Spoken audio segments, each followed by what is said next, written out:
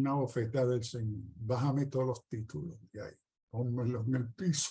Bájalo de ahí. Ponlo en el piso. ¿Quién tú te crees que tú eres? ¿Tú te crees que tú eres en cosa? Yo soy el que te recogí. Yo soy el que he obrado en tu mente y en tu cuerpo. Es para mí honra y mi gloria, porque yo no comparto mi gloria con nadie.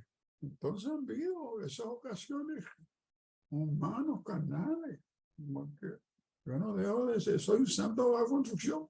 Y a veces el Señor no tiene que meter el cantazo.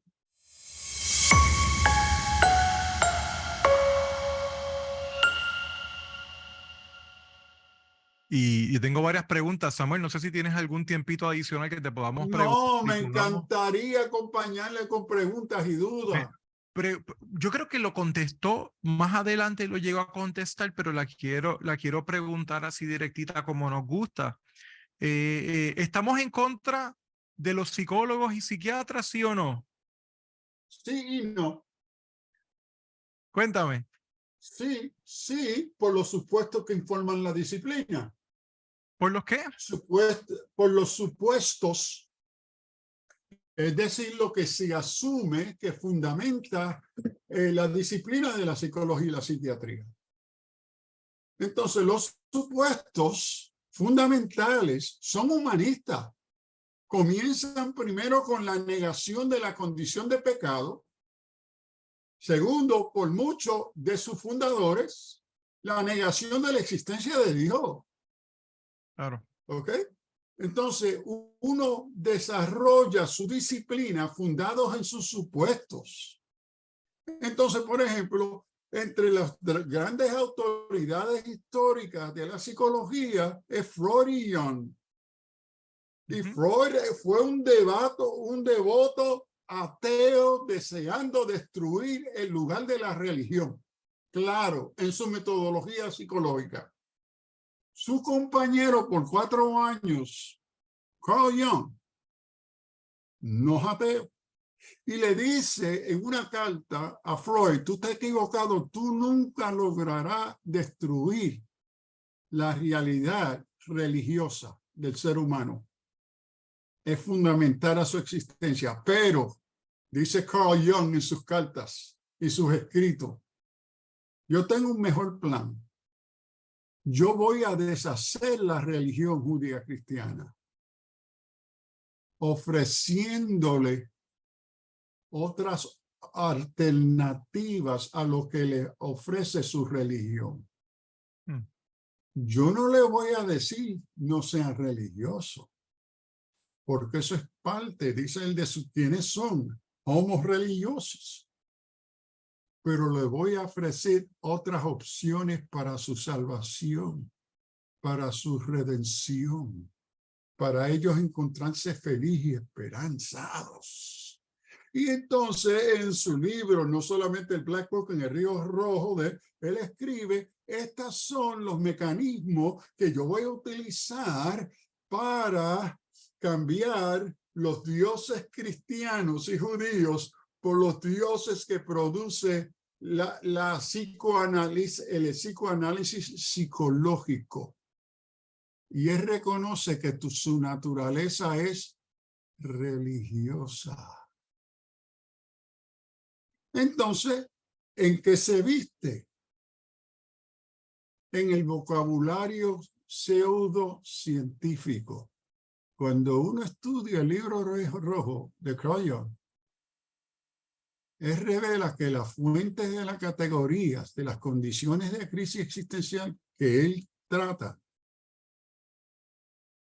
él confiesa que él las consigue de reuniones con demonios que él tenía seances regularmente, que lo ayudaran a crear categorías con vocabulario científico para que cuando él presentara su psicoanálisis se recibiera como ciencia.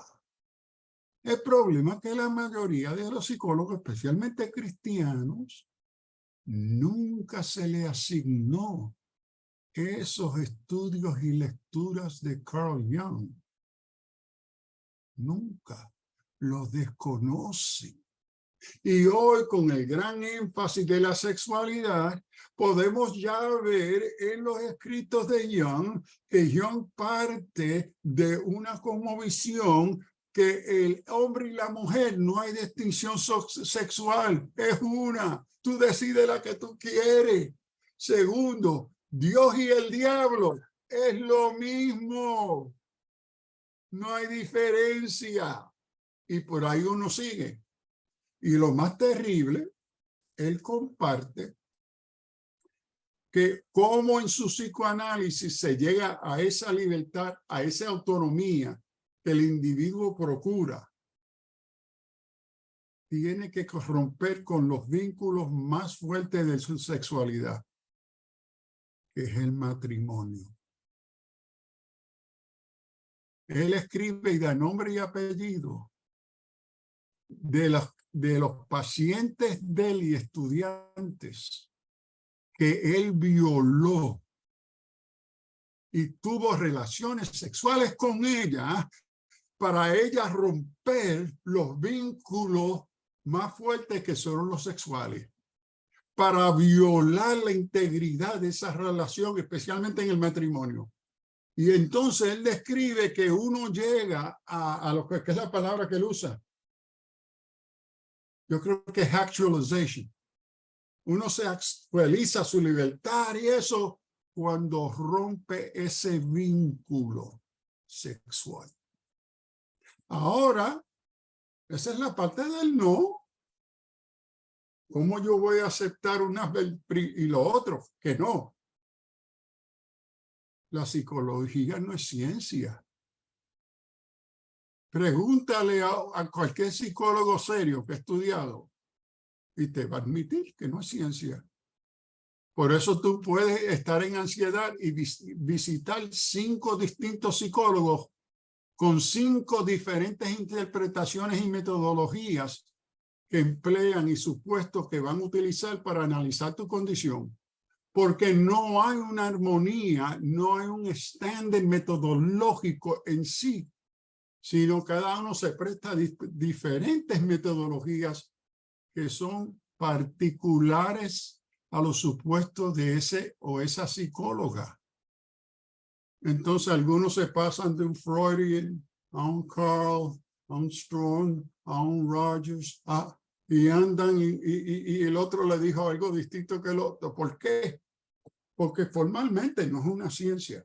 Ahora, que hay elementos en identificar las circunstancias, lo exterior, sí, seguro nos ayuda, ¿cómo no? Yo como pastor he referido miembros de mi iglesia a unos psicólogos cristianos. El problema es que hay pocos psicólogos cristianos. Hay muchos psicólogos que van a la iglesia y son miembros de la iglesia, pero su psicología no es cristiana. Su psicología es secular. Y le pasan un versículo o 2 por encimita, lo mezclan y dicen que es cristiana. No, no, no, no. Sus categorías y sus supuestos de identidad no son bíblicas, son seculares y psicológicas. Y tristemente los que están gobernando mucho de esa consejería es humanismo psicológico. Entonces hay un lugar seguro y gracias a Dios por aquello. Ayer mismo yo pasé una tarde con una joven que acaba de hacer su maestría en psicología y qué bueno, yo la estaba, mira, adelante mija con tus estudios, y ella en la palabra, yo soy creyente y ahora yo quiero ir a hacer una maestría en Biblia para yo poder conocer y trazar bien la palabra para integrarla con mi formación psicológica. Eso anda bien, gloria a Dios. Y por eso digo sí y no. Me gustó esa palabra que usaste, la parte de integrar, que no debes estar desconectado. Que no podemos practicar algo que se desconecta de la base, la que siempre manda la base bíblica para nosotros que estamos en la fe. Muy bien. Cuando hablas si nos puedes describir un poquito, has dicho varias veces crisis existencial, ¿lo puedes describir un poco simple para nosotros poder saber de qué estamos hablando? Déjeme primero describirlo por una entrevista que escuché en la radio, ya hace como 4 o 5 años de esto. En Puerto Rico se estaba tratando con todo el tema de la crisis moral, la crisis de crimen, etcétera, etcétera, y se entrevistó para esa época la persona que fue el obispo de las Iglesias Metodistas Unidas en Puerto Rico. Y entonces lo llaman a él como pastor obispo. Le digo, díganos, ¿cómo usted entiende esta crisis existencial de la lucha, la tristeza, la soledad, el crimen, la corrupción, todas estas cosas que son reflejos de una crisis que pone en juego, en peligro nuestra existencia? Le dice, bueno, la crisis es que un problema mental. Esa fue su En Puerto contestación. Rico hay muchas personas, el pueblo sufre con una crisis de salud mental.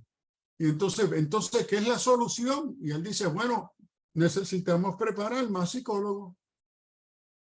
Esto es un obispo supuestamente cristiano haciendo un análisis de la lucha cotidiana del ser humano en la vida del puertorriqueño. Y la solución es más psicólogos. ¿Cómo? Si ya negaste que el pecado existe. Entonces, ¿cómo tú defines esa tristeza, esa soledad, ese temor, esa vergüenza, esa culpabilidad, ese terror cotidiano que muchos sufren? Bueno, es que necesitan sentirse mejor, necesitamos acompañarlo, necesitamos darle consejos y necesitamos darle más droga. Porque una de las cosas que me llamó la atención mucho, tratando con psicólogos y psiquiatras en Harvard, en la Escuela de Medicina, era como el médico. El médico tiene dos soluciones cuando uno va a tu médico: cirugía o farmacología. ¿Te mete un tajo o te da una droga? ¿Qué hace el psicólogo? ¿Te da un consejo o te da droga? Tú tienes, mira, tomaste esta droga. ¿Cómo? Que esa es la respuesta. Que esconda. Que te haga sentir un poco mejor. No, tú estás sobando el problema.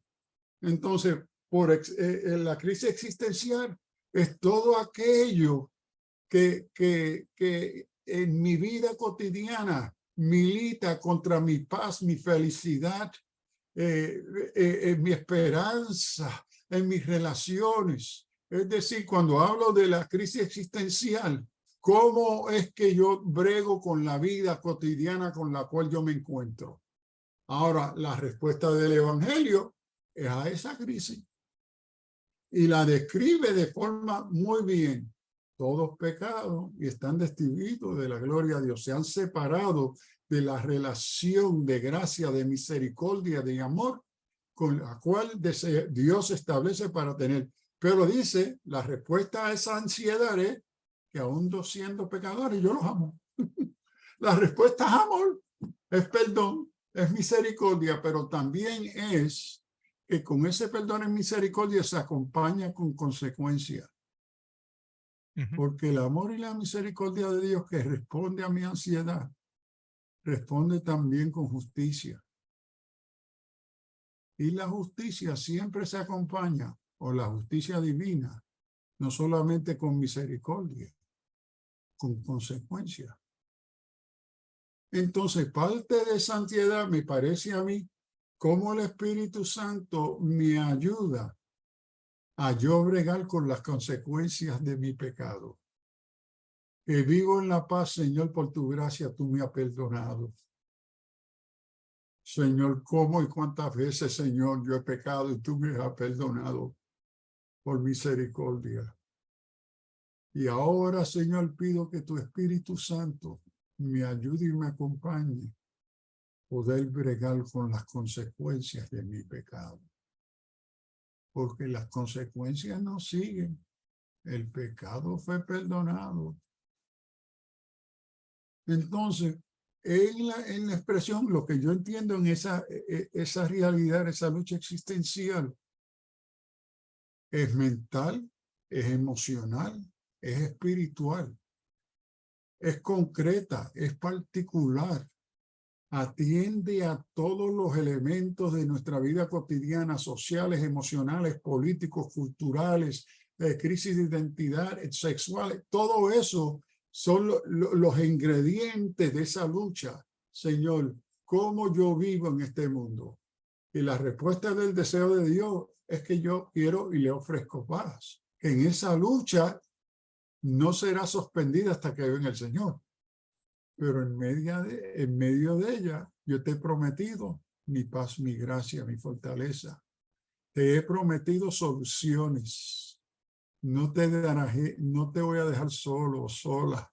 ¿Ves? Voy a bregar contigo. Y en ese bregar, voy a tener que cambiar tu vida. Porque no solamente darte el masaje, hay cosas que yo tengo que cambiar en ti. Porque si no cambia, vas a seguir el mismo problema. Vas a seguir con el sobo, pero si no se permite que el Espíritu Santo vaya transformando y no entreteniéndote. Entonces, el tema de la lucha existencial abarca todas las esferas y todos los aspectos de nuestra vida a donde Dios desea introducirse para guiar, soportar, apoyarnos, corregirnos, etcétera, en esa vida diaria con todos los que nos confrontan. Pensando en el mensaje que compartiste hoy, y yo le di dos temas. Uno era viviendo sin ansiedad y el otro era viviendo en comunidad, que es el tema que vamos a estar visitando en el futuro. Yo creo que ambos fueron tocados de una manera excelente. Puedo escribir: el resultado de esta construcción de la que mencionó en el mensaje es la libertad para servir y para vivir en comunidad. Y la ansiedad paraliza esta obra. ¿Tiene sentido eso que concluyo? Sí, seguro. Es decir, que tenemos que vernos qué es aquello que contribuye a estos factores de ansiedad. Los tengo que discernir y la palabra me ayuda a verlo, porque cuando yo me miro a mí mismo, yo me miro, por ejemplo, mi esposa me dice, mira, mijo, te está quedando calvo. Y yo, ¿qué calvo de qué? Mira, yo miro y qué calvo de lo que yo veo pelo. Yo no puedo ver lo que ella ve, es lo que se llama my blind spot. Yeah. Entonces, la palabra me llama a examinarme, a permitirle al Espíritu Santo conocerme como yo no me conozco. Y el único que puede hacer eso, bregar con las causas de aquello que desconozco. Y muchas veces es lo que yo desconozco que crea ansiedad, porque no tengo poder, no tengo control, no puedo manipularlo. Entonces, como no tengo ese control, el Espíritu Santo lo conoce. Y no solamente lo conoce, la congregación del cuerpo de Cristo local también la conoce. Y entonces, ¿cómo nos permitimos la bendición que los miembros del cuerpo de Cristo nos ayuden a sanar? Que son los medios, los instrumentos, es el equipo de trabajo que ven mi flaqueza, que ven mi debilidad, pero me aman. ¿Cómo le doy yo lugar a ellas y a ellos? Y decir, con amor, pero que lo hagan con amor, que nos hablen verdad y que nos acompañen. Nos acompañen, que nosotros no estamos solos. Y en la buena práctica, especialmente cristiana, con programas de rehabilitación y programas de adicción y rehabilitación han tomado esta metodología. Y cuando uno va, el primer programa de habilitación de drogas se dio por la Mamá Leo Rosado, allá en the Bronx, a donde yo nací y me crié. Mamá Leo, en el primer centro que Reagan le dio una medalla del asunto americano por el logro de ella, fue que cuando entraban los adictos, es como Alcoholics Anonymous, te asignan un compañero o una compañera. Y ese compañero o compañera no es médico, no es sociólogo, no es psicólogo, no es trabajador social. es un alcohólico o es un adicto. Y uno dice, pero ¿cómo me van a asignar a mí otro adicto, un alcohólico? Si eso. Y entonces, ¿por qué? Porque el día que viene la crisis, que es como un cuento con un muchacho en Broadway, en Nueva York, y yo me estoy caminando por la 42, venía de Brooklyn, de dar unas conferencias, iglesias en Brooklyn, y oigo una voz que me dice, Dr. Sullivan, Dr. Y yo digo, ¿y quién aquí en Broadway y Times Square me conoce a mí a las 11:30 de la noche? Y para esa época, no es Times Square de hoy, que está todo limpio. Esa era toda adicción y prostitución. Ah. Y yo miro, y el muchacho me dice, y yo, ¿y de dónde tú me conoces? Yo estuve en la iglesia anoche en The Bronx, donde tú estuviste predicando.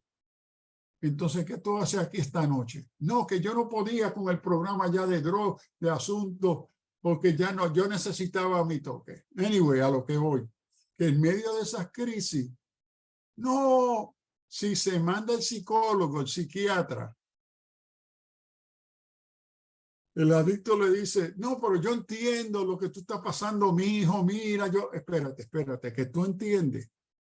¿Tú eres adicto o tú eres alcohólico? No, tú no entiendes, tú tienes una teoría, pero tú no entiendes lo que yo estoy pasando hasta que tú no estés pasándolo. Entonces, ¿qué es lo que te dan a otro adicto? Que cuando te digan, no, es que ya tú no entiendes, ¿cuántos años tú has sido adicto? 10, yo fui 20. ¿Cómo? Yo sé lo que tú estás pasando y por la gracia de Dios estoy de pie, a pesar de lo que yo he pasado. Entonces la iglesia son santos y santas bajo construcción. Todos estamos heridos, comenzando con el pastor, el apóstol, el evangelista, todos. La Biblia nos ve como heridos, pero no niega que somos llamados santos. Santos bajo construcción, que somos dados el uno servir al otro. Servir al otro, porque hay un cuerpo y nosotros somos, por la palabra y el Espíritu Santo, llamados a acompañarnos, a llorar con los que lloran y regocijarnos con los que se regocijan y hablarnos la verdad el uno al otro con cariño, con sabiduría. Pero tristemente tiende que haber, creo yo, estamos más dispuestos a escuchar los remedios del mundo al consejo y las palabras de sabiduría y amor de los miembros de nuestra comunidad de fe. Es una lucha diaria, esa es parte de esa lucha existencial. Pero qué mejor que el cuerpo de Cristo. Y que ninguno somos perfectos, todos estamos bajo construcción, todos cogíamos de algo. ¿Ve? Y este asunto de santos, pero son santos heridos, son santos cojos, son santos con problemas. Pero esa santidad es la cobertura de la santidad de Cristo, no es la mía, es la de él sobre mí, capacitándonos juntos como un cuerpo. Samuel, le pregunto, tengo dos preguntas. Una de ellas, estuve leyendo, ¿usted nació en una iglesia, fue? ¿Eso fue lo que yo leí de usted? ¿O me equivoqué? Sí, Me no, equivoqué de... mi madre me dio a luz a mis 7 vecinos en el altar de la iglesia evangélica en Nueva York. Ella limpiaba la iglesia, ella era la que limpiaba y No estaba fue durante un limpiando. servicio. No fue durante un No, servicio. no, ella estaba limpiando el templo. Eso, Entonces ella está al lado del altar, el púlpito, limpiando y le llegan los dolores de parto, 7 vecinos. Se reclina contra el púlpito, había allí, púlpito grandísimo, cuando el reverendo Alvira y el hermano Rivera están atrás, oyen los gritos, vienen corriendo y encuentran a mi madre contra el púlpito, pujando y yo saliendo. Y allí el reverendo Alvira me nombra Samuel y me llevan corriendo al hospital Lincoln Hospital. Y unos años más tarde, cuando fui instalado por pastor de esa iglesia,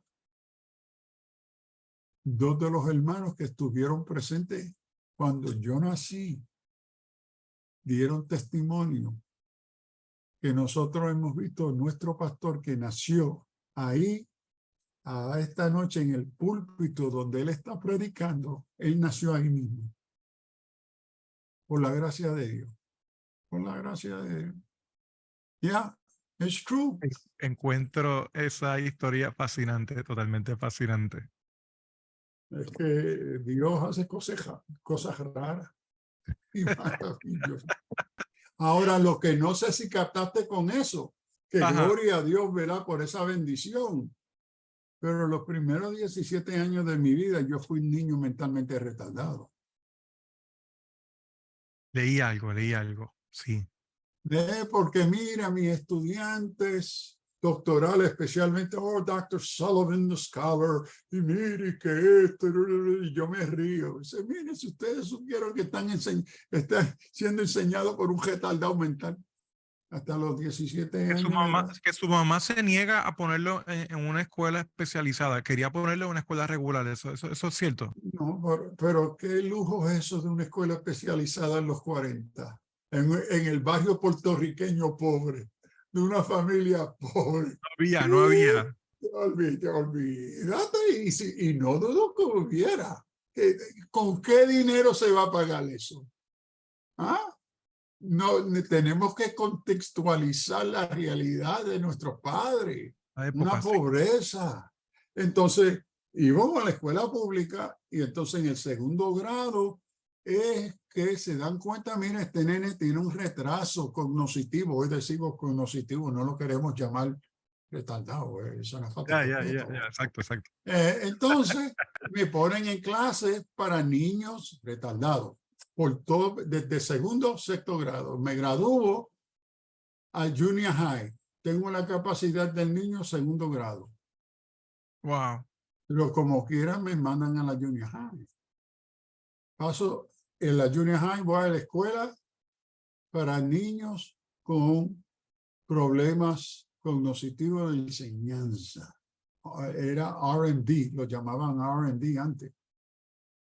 Entonces me graduó de la junior high y me mandan a la vocacional, porque yo casi tenía un nivel de lectura de segundo grado, matemática 0, fracasé álgebra 1 3 veces. Me llevan a la vocacional. Entonces, yo en esa condición, y además de eso, por las operaciones que me estaban haciendo en la cabeza, en la penúltima operación desfiguran mi rostro. Porque el cirujano cuando corta acá atrás para abrir, corta todos los músculos, los nervios que controlan este lado de mi rostro. Y todo mi rostro se fue a un lado, como soltar una goma, quedándome ciego de un ojo, sordo del oído, bruto y feo, imagínate. Eso no es fácil. Entonces, así que yo me encontraba a los 13 años, 14 Wow. años de edad, cuando el Señor en una vigilia me llama al ministerio, llorando en una vigilia en the Bronx, en un sótano. Yo estoy separado para enseñar y predicar mi palabra. Y yo me eché a reír. Yo dije, este es un arrebato pentecostal emocional. Yo bruto y feo. Yo que casi no sé leer. Y con la cara toda torcida. Nah, ¿qué haría? Entonces me paré y dije, bueno, Señor, yo aprendí en la escuela bíblica que tú confirmas tu verdad por tu palabra. Entonces, si esto no es un arrebato pentecostal, que tú me vas a usar y que yo voy a enseñar y yo voy a predicar, no. Háblame por tu palabra. Al azar. Speak to me, Lord.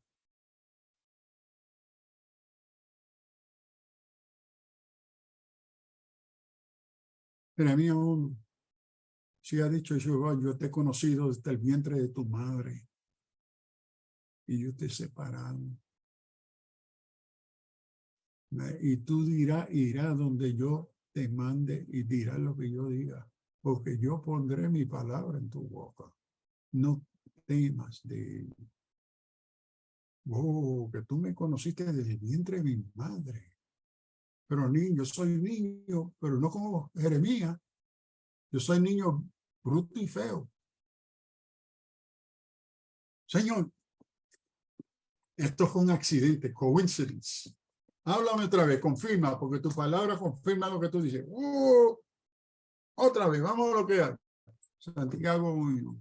El que tenga necesidad de sabiduría, pídala a Dios. Creyendo. Yo digo, oh, si alguien tiene necesidad, soy yo. ¿Y cómo yo voy a predicar enseñanza?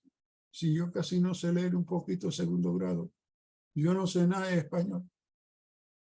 Y tú me llamas a tu pueblo, mi pueblo puertorriqueño, aquí en Nueva York, mi iglesia donde yo me crié es puertorriqueña, pero yo no sé español, yo no sé leer español. Entonces, ¿cómo esto? Entonces, si esto no es una coincidencia, una locura en emocionalismo, sana mi mente. Enséñame a leer y escribir, enséñame español. Sana mi cuerpo. Sí, esto es tu voluntad, si esto no es un emocionalismo. Eso fue una vigilia un viernes por la noche, en un sótano. Cuando salgo de la vigilia a las 6 de la mañana, el hermano Marrero, en la casa que tuvimos la vigilia, me dice, Samuelito, yo quiero que tú me acompañes a escuchar mañana un evangelista, que ya era sábado por la mañana, a ver un evangelista esta tarde. Y yo quiero que tú me acompañes. Y dice, no, hermano, ¿cómo no? Mami me da permiso, usted me lleva, yo voy. Porque para la iglesia nunca mami, yo viví en el templo. Entonces voy a esta iglesia donde nunca había ido, nunca en mi vida. Fui con él, un storefront, lo que se llama un storefront, una tiendita pequeña de iglesia, típica pentecostal de esa época. Y entramos al culto, ya había comenzado, nos sentamos atrás. Y cuando invitan al evangelista, yo no sé quién era, todavía no sé. Y él estaba hincado orando, viene y dice, bueno, antes de predicar, el Espíritu Santo me ha dicho que procure por Samuel Sullivan. Samuel Sullivan, ¿a dónde se encuentra? Ven aquí. Nombre y apellido. No nos podemos esconder de Dios. Yo paso temblando. You know, what is this? El Señor me ha dicho que Él sanará tu mente y tu cuerpo. Y te enseñará español. Y te enseñará otros idiomas que tú ni te los imaginas. Porque Él te ha llamado, te enseña y predicar su palabra. Créanme a Dios. Alguien que nunca me conoció, algo.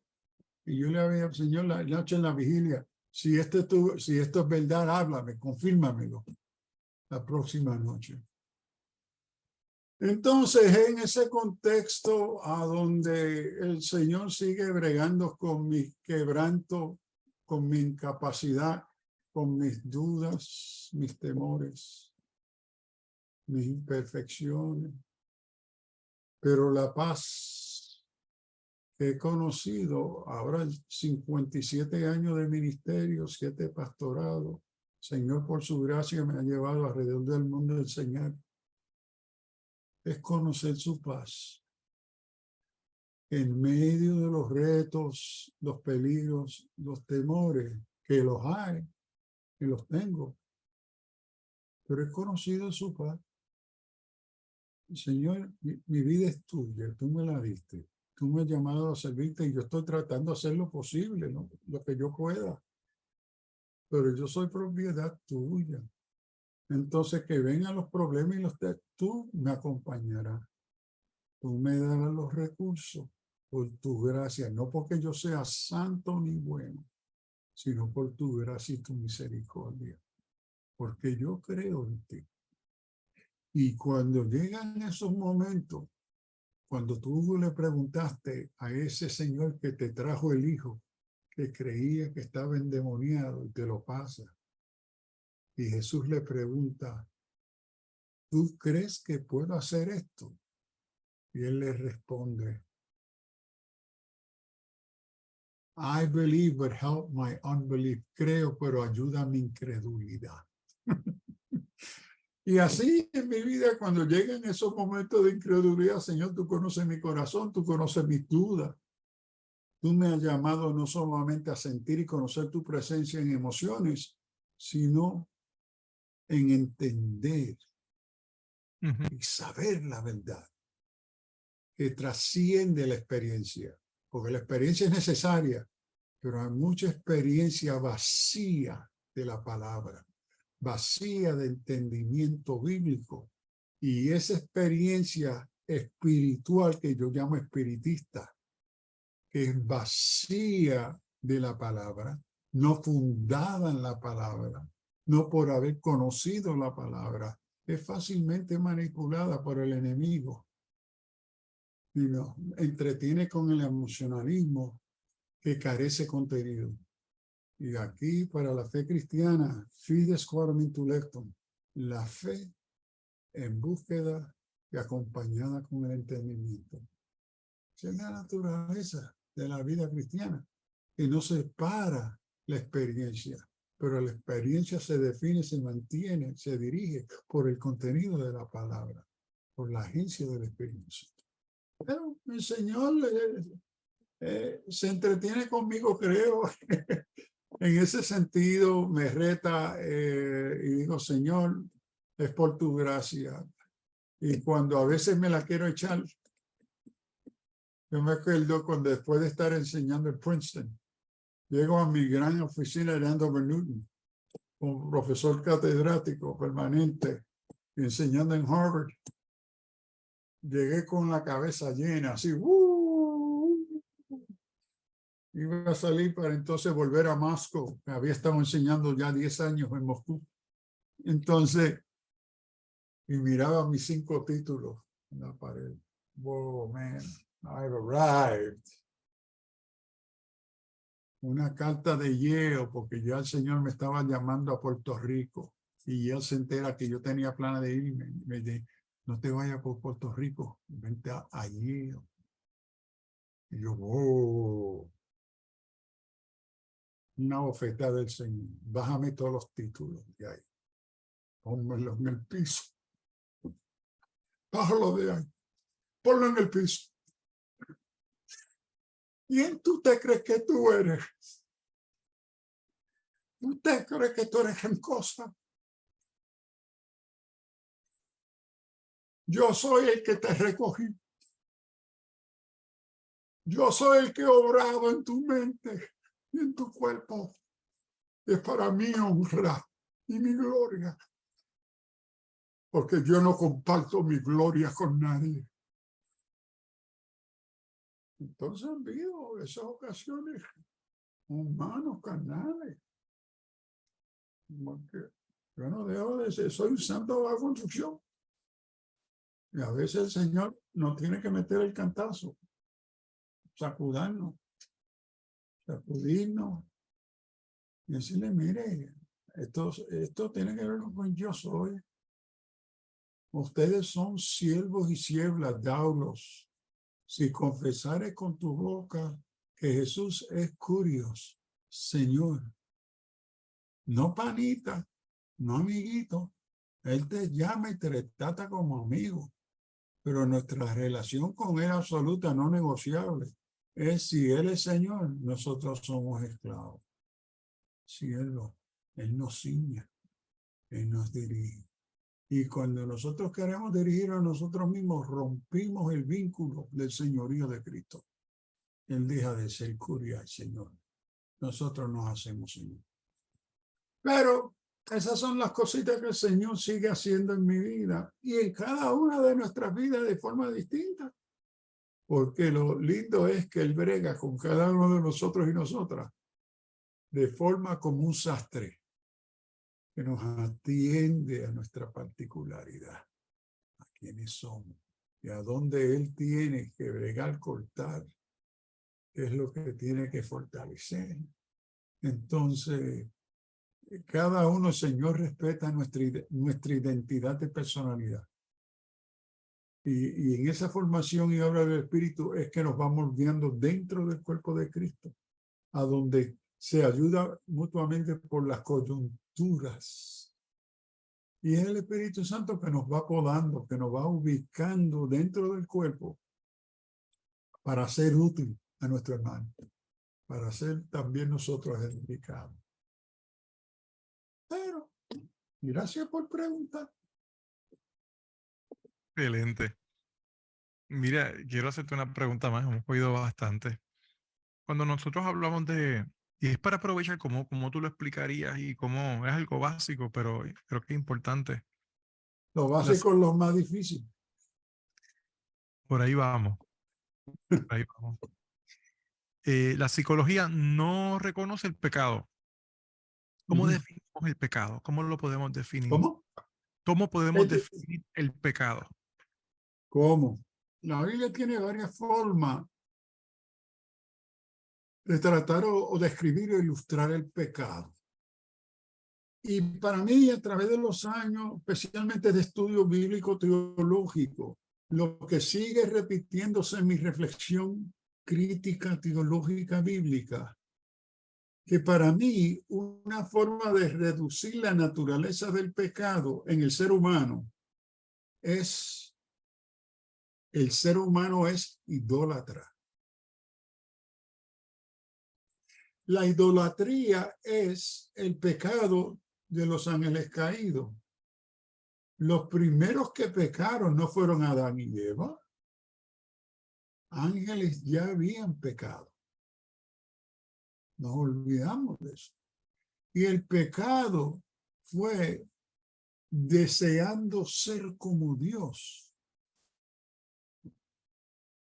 Es esa rebelión, esa soberbia contra la autoridad, el poder y los propósitos de Dios en la voluntad de la creación de esos ángeles.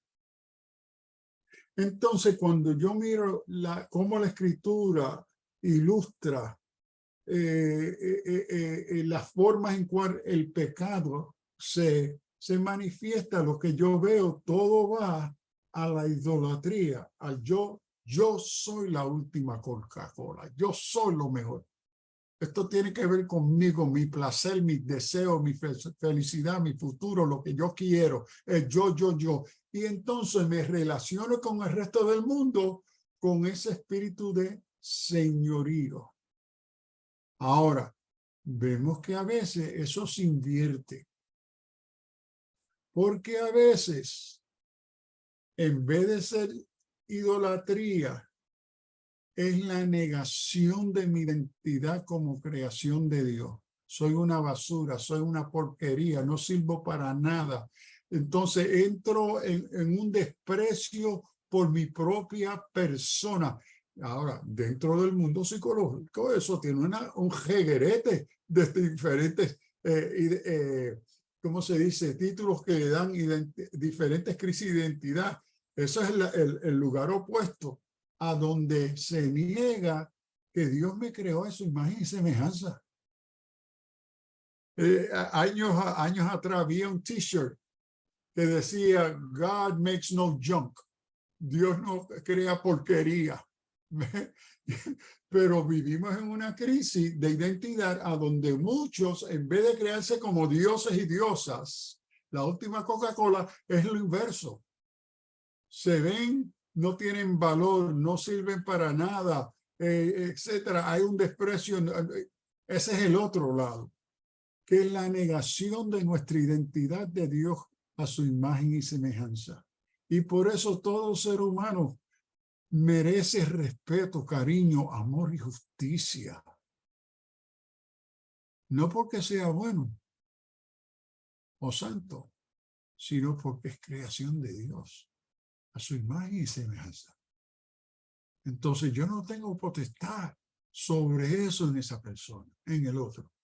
Entonces yo veo que dentro de esos dos aspectos, de ese espejo, veo que la Biblia manifiesta diferentes características que responden a eso, pero es la forma de yo tratar de empaquetar y llegar a una definición fina.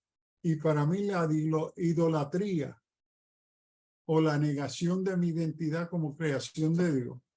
Y en ambos casos asume negar a Dios.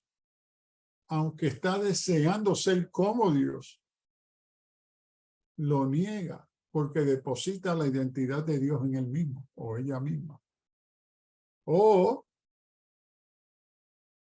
niego a Dios porque niego que yo soy creación de él y que tengo importancia, tengo valor. Yo no soy una porquería. Yo soy más, y a veces mi propia lucha, cuando se reían de mí, tú eres un bruto, tú eres un feo, tú eres un estaldado. Imagínense que mi consejero de la escuela vocacional, cuando me gradué de la high, ¿sabes lo que fue su consejo? No procures nada grande en tu vida porque tú eres un retardado y lo que te espera es trabajo de pobre, de labor, de obrero. Entonces, si tú aspiras para cosas mayores en tu vida, te vas a frustrar. Tú tienes que reconocer que tú eres retardado. Eso fue la bendición de la high cuando salí. Entonces, por mi vida, mire, tú eres un bruto, tú eres un retardado, tú no sabes ni contar. Esa lucha de identidad, yo no sirvo para nada, yo soy una porquería y cuando el Señor me llama, que yo que casi no sé leer ni escribir, y que yo soy el maestro de la palabra, es una bobería. Esto es un arrebato pentecostal, estupidez. Esto no es posible. Entonces uno se encuentra en esa dialéctica de idolatría y de desprecio, en el sentido de quiénes somos como creación de Dios. Y que la Biblia ilustra eso de muchas formas. Pero así que yo intento ponerlo en unos bolsitos para manejar. Excelente, excelente, excelente. Alguien que quiera opinar o que quiera preguntar, que quiera aprovechar, invito. Tenemos 10 minutos para las 7. Mira, hice un montón de anotaciones. Me impactó el identificar la presencia de ansiedad como culpabilidad, vergüenza y temor. Creo que lo pone más palpable, que a veces pensamos en la ansiedad como un concepto tan grande y creo que pues distribuirlo desde ahí pues me impactó muchísimo. Me impactó lo que eran las obras, ¿verdad? Esta visión individualizada también, creo que eso me rompió la cabeza. Creo que ese sentido de responsabilidad cívica que tenemos con nuestra comunidad, con nuestra organización, con nuestra familia, yo creo que se ha perdido muchísimo también. Oye, y a veces se hace difícil, o sea, ese sentido de contacto, de vamos a unirnos a trabajar esto, a veces pues no es. Entonces, la gente tiene que ver algo que le va a sacar provecho para entonces unirse. Yo creo que pues eso es algo que uno pelea, pero nada, me impactó. Y obviamente pues me encantan los sastres. Me gustó ese ejemplo de cómo Dios en esta edificación en amor, que yo sé que todo el mundo está en un proceso distinto. Dios trata con nosotros individualmente y específicamente, ¿verdad?, con nuestros talentos y creación. Yo creo que pues, me quedé bien impactada con el testimonio también. Y tengo muchísimas notas, Alex. Yo creo que muchas de las cosas que dijiste me iba bien dirigida también a eso.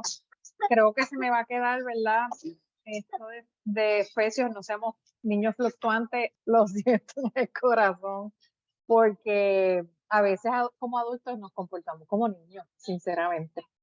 Creo que es un buen momento de evaluarnos. Te llamaría la atención a una cosita. No son sinónimos el Espíritu Santo, Dios bregar conmigo individual y personal. Son contradictorios. El ser humano, en ese énfasis hoy moderno de la individualidad, suspende la posibilidad de identidad personal. En la psicología, vamos a lo bien de la psicología. En la psicología se reconoce de forma bien clara que cuando una persona, el individuo, vive o existe solo, deforma su identidad de persona, porque la condición esencial y necesaria para la expresión de los tres elementos factores fundamentales de identidad es voluntad, afecto y ahora se me olvidó la tercera. Voluntad, afecto y ahora se me olvidó la tercera. No son posibles solo cuando uno está en un estado de coma. Se le llama un estado vegetal. Está vivo, no ha muerto, pero perdió la capacidad, yo sé ahora, voluntad, es la tercera. Perdió la capacidad cognitiva de conocerse así su mundo. Perdió la capacidad de afecto, de expresar amor, temor, etcétera, odio, cariño, y perdió su capacidad de voluntad. No hay personalidad sin la capacidad de esas tres. Dios no ha creado su imagen y semejanza como Dios trino en comunidad y nos crea como personas, no animales. Y en esa creación de imagen y semejanza entre los elementos que se dan es la necesidad y la expresión de personalidad. Y la personalidad no es posible solo o sola. Se deforma. Por eso que en las cárceles, yo por 9 años enseñé teología para presos en la cárcel de seguridad máxima, Sing Sing Prison. Y yo iba donde estaba la silla eléctrica y iba donde estaba Death Row. Y tenían the box, a donde los presos malos los encerraban en una caja sin luz, sin nada, por meses. Salían locos. La ley federal se pasó que era ilegal tú poner un preso y encerrarlo solo, sin acceso a luz, comunidad o lo que sea, por más de 24 horas. Porque destruía, iba destruyendo su identidad de persona. Y por eso hoy en las cárceles los ponen 20, 22 horas, y los tienen que sacar y llevarlo afuera. Que ellos vean los otros presos, vean el cielo, el frío, y lo vuelven a meter en la caja, pero no lo pueden tener más de 24 horas, porque destruye su identidad de persona. Entonces, el elemento de individualidad, cuando estamos en el mundo no nacido de nuevo, la salvación es individual. Dios tiene que bregar contigo porque tú vives como un llanero solitario. Pero cuando uno es nacido de nuevo, somos injertados, dice Pablo, en el cuerpo de Cristo. Se transforma la naturaleza de nuestra persona, que transforma la naturaleza de nuestras relaciones. Y entonces mi individualismo, el Espíritu Santo deshace de ese individualismo, va deshaciéndolo, para nosotros recuperar nuestra identidad como persona. Es interesante que el Espíritu Santo que es dado no viene como en el Antiguo Testamento. En el Antiguo Testamento, el Ruach de Dios, el Espíritu, viene como viento, aliento, poder, energía e influencia. Ninguna de esas expresiones de Ruach del Antiguo Testamento es personal. Todas son impersonales. Lo único que es personal es Dios. En el Nuevo Testamento eso cambia fundamentalmente, porque el que viene y yo enviaré el otro paracaleo, el otro consolador, ¿ve? Y ese consolador es coigual conmigo. Jesús usa una palabra en Juan 16 que se usa alón. Y la palabra y enviaré otro consolador, y la palabra que él usa ahí en Juan 16, enviaré otro consolador, alon, es la palabra en griego que se usa para enfatizar que el que viene detrás de mí, el otro, es igual conmigo. No hay diferencia. Porque en el idioma griego, si tú quieres decir, bueno, es una silla, pero esta silla no es idéntica a la mía. Se usa otra palabra para otro. Es heteros. Pero es, no, el que yo envío no es como yo soy. Es igual conmigo. Como yo he estado con ustedes personalmente, tú vas tú. Al que yo voy a enviar no viene como viento, no viene como aliento, no es un poder, no es una energía, no es una experiencia, es una persona. Y él viene ahora a integrarte al cuerpo de Cristo como en el carácter de persona. Y trata y se relaciona contigo y conmigo en relaciones interpersonales. El individualismo rompe, interrumpe las relaciones personales. No son posibles porque está buscando para sí mismo. Identifica su mundo por sí mismo y para sí mismo, para el bien.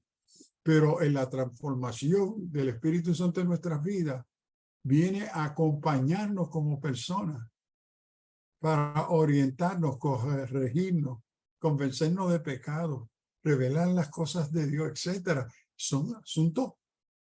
Y el Espíritu Santo va a manifestar inteligencia, va a manifestar emociones, ¿ves? Se enoja, se ofende, se puede blasfemar, ¿verdad? Y va a manifestar voluntad. Pablito, para España tú no vas. ¿Ves? Entonces vemos que el Espíritu Santo en el Nuevo Testamento, en la teología lo llama una descontinuidad teológica con el Antiguo. Vemos que el Espíritu Santo es dado como persona, no como viento, aliento. Y triste es que muchos creyentes hoy siguen entendiendo el Espíritu Santo como un poder, una energía, como pastor. Venía pastor, yo quiero poder, estoy orando por el poder, o tú quieres poder, mete la mano en el enchufle. Vete a buscar allí hay poder. Porque están tratando al Espíritu como una cosa, como un objeto, y destruyen la personalidad esencial y necesaria para el Espíritu Santo relacionarse conmigo. Entonces, por eso hago el énfasis que tenemos que cuidarnos del uso que el Señor brega con uno individualmente. Cuando uno está en el mundo sin Cristo, sí. Pero cuando uno se identifica como parte del cuerpo de Cristo, no, la individualidad se queda en la calle. Eso es allá. No, el Señor nos ha cambiado a restaurar nuestra identidad, nuestra persona que está siendo transformada a su imagen y semejanza en su plenitud. Por eso para mí el énfasis de cómo expresamos las relaciones como parte del cuerpo de Cristo es tan importante, pero nuestro vocabulario cotidiano, social, político, es individualista, porque ese es el mundo de la idolatría, de yo. Y la iglesia vive en el peligro de vivir como un yo, individuo, un conjunto de individuos. Y algunos pastores me dicen, Sullivan, estamos orando por el avivamiento, ¿y por qué no vienen? Bueno, si tú tienes un conjunto ahí de individuos, ahí no hay unidad, no hay comunión. Eso es un bonche. Lo que hay es un bonche reunido, cada uno buscando con sus propios intereses. Entonces nosotros cantamos un corito muy interesante, que es el himno lema del individualismo cristiano. Yo no sé a lo que tú viniste, pero yo vine a buscar a Dios. Allá tú, allá ustedes. Pero yo estoy claro porque yo estoy aquí en la iglesia. Es el himno tema del individualismo destructivo que hace imposible la comunión de los santos. Y lo celebramos porque es el impacto emocional, intelectual, psicológico, político, cultural del individualismo de una sociedad perdida. Entonces, esto es un producto de siglos en la formación cultural, filosófica y política del mundo. Y nosotros somos criaturas por nuestra educación. La educación que hemos recibido es eso. Entonces, como creyentes, ¿cómo luchamos por definir y entender que mi identidad es distinta a la identidad que el mundo quiere imponer sobre mí? Que yo soy algo distinto. Y al mundo no le gusta eso. Queremos que tú también seas como nosotros. ¿Ve? Y te vamos a callar la boca, te vamos a poner en la cárcel, te vamos a defamar si tú quieres ser diferente y tú no apoyas estos estilos de vida. Entonces, es una lucha, un reto. Y perdona por el que te traje al asunto del individuo, pero creo sí, de hecho, que tenemos que ir captando eso. Sí, ¿me puedes repetir lo de la identidad, que era voluntad, afecto? Y me faltaba, creo que Eran la tres. primera que Primero, capacidad cognitiva, inteligencia. Que uno es consciente de su mundo y se relaciona con su mundo. Segundo, afecto. Y eso incluye amor, terror, rechazo, compasión, misericordia, empatía. ¿Ok? El afecto requiere a otro. Tú no odias en el aire, tú no amas en el aire, tú no tienes misericordia. Necesitas un objeto. Y el otro es voluntad. Dios nos ha creado con la capacidad de decidir. Y mire que el riesgo de Dios, que Dios se ha arriesgado en crear a un ser humano que tuviese la voluntad y la libertad de decirle no a Dios, no a su creador. Imagínese el poder que Dios le ha dado al ser humano. Entonces, esos tres factores son factores fundamentales en el estudio del comportamiento de la psicología y la psiquiatría. ¿Ve? No solamente en el comportamiento del ser humano ante Dios y la sociedad. ¿Ve? Y por eso es que hay lugar para la psicología y la psiquiatría ayudarnos a entendernos a nosotros mismos. Por eso es que digo sí y no, porque hay cosas positivas en esas disciplinas. El problema es que el momento que nosotros estamos viviendo, nuestra Truman, Laje, y por ahí sigo, Olsen y otros nos ayudan a entender que nosotros estamos viviendo en una vida terapéutica, en un mundo que se define por lo psicológico. ¿Ve? El mundo que nos define hoy en toda su faceta es psicológico. Note que hemos partido y hemos rechazado al mundo de la ciencia. La verdad es una construcción emocional, personal, cultural que yo creo. Yo la creo. Es como yo me siento. ¿Qué yo soy? Lo que yo siento. O yo me siento como una mujer. Entonces, ¿qué soy? Una mujer. Pero hoy no me siento como una mujer. Tú te defines tú mismo por tus sentimientos. Entonces, hoy se han trabajado buenas obras críticas mirando al fenómeno de la sociedad terapéutica. Y más en los púlpitos lo que se está predicando es psicología y filosofía. Porque eso es lo que la mayoría de los medios están ofreciendo como los criterios y los supuestos para entender nuestro mundo.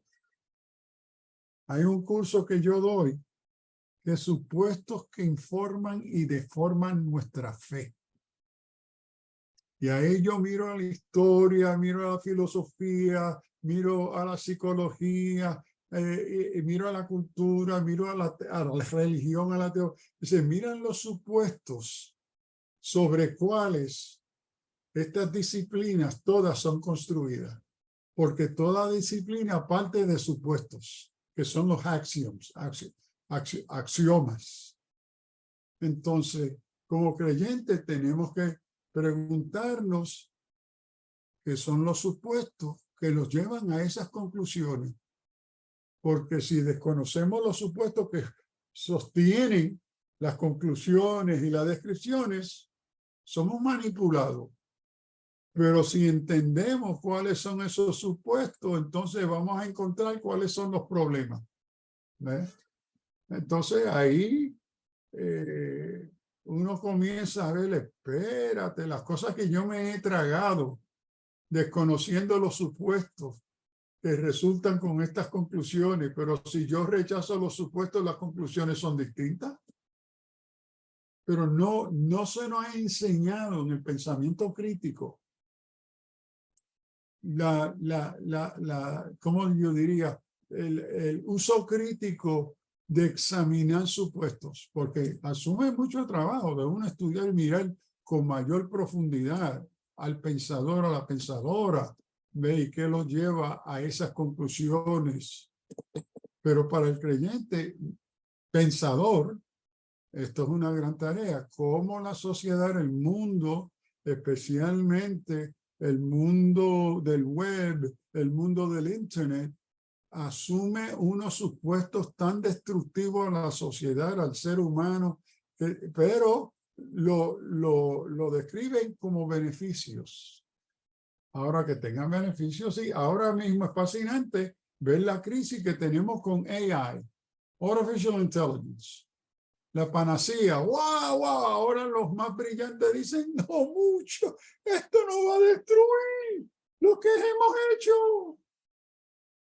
Pero los que están haciendo ese conocen el monstruo de adentro que han construido, porque conocen los supuestos que construye eso y lo que va a dar.